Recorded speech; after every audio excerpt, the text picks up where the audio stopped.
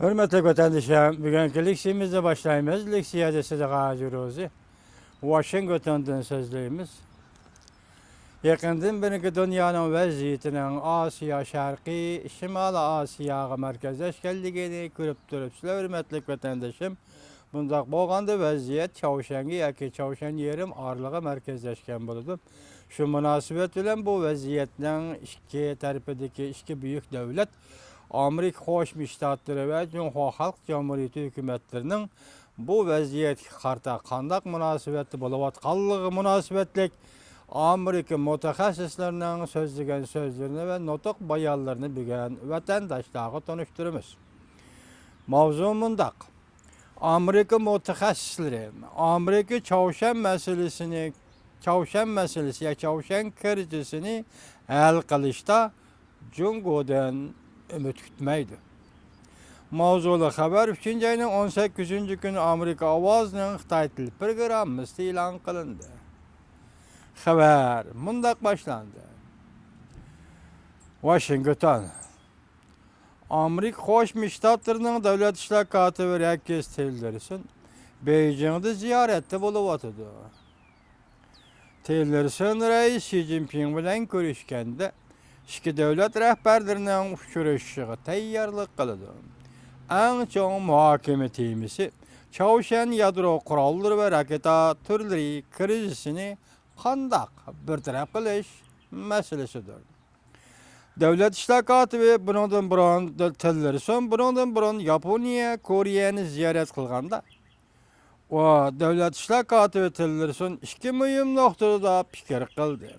Birinci, Amerika'nın ötken 20 yılda Çavuşan'ı yadrosuzlaştırış, diplomatiyasi ve başka tirişçallıkları mağlup oldu dedi. İkinci, avval hücum kılıp harbiy zarbirişten ibaret tallaş üstel üstüge koyuldu dep görsetti. Lekin yanıla Çavuşan'ın yadro kurallarından vazgeçişini müracaat kıldı. Tillerson devlet işler katibi Tillerson mundaq ko'rsat. Bu qatimqi safarimning maqsadi Amerikaning Asiyodagi ittifoqdoshlari va Beijing bilan bu krizisni hal qilishning yangi chorasini izlab topishdan iborat. Amerika Qo'shma Shtatlar Davlat Mudofaa ministri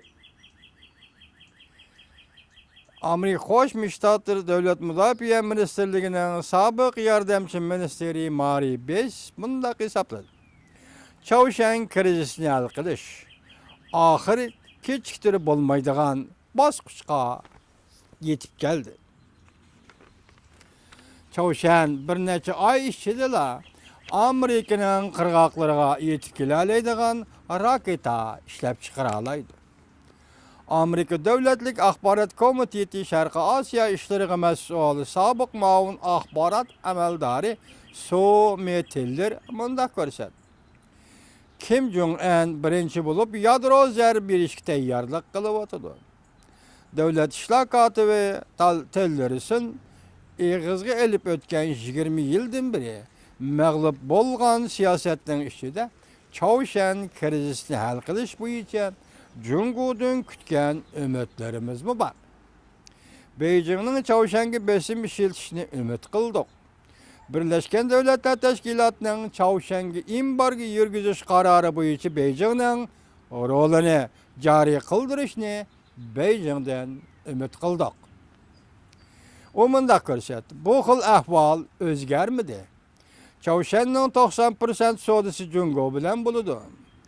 Jungo'nun bundaq qilish Prezident Trump bilan Çavuşan meselesida so'zlashadigan destekni ko'paytirish bo'lishi kerak. Bizning fursatimiz bor. Kelar ayda Reis Xi Jinping Amerikaga kelib Prezident Trump bilan ko'rishdi. Kelishim imzolamdi yo'q. U mundaq ko'rsatdi.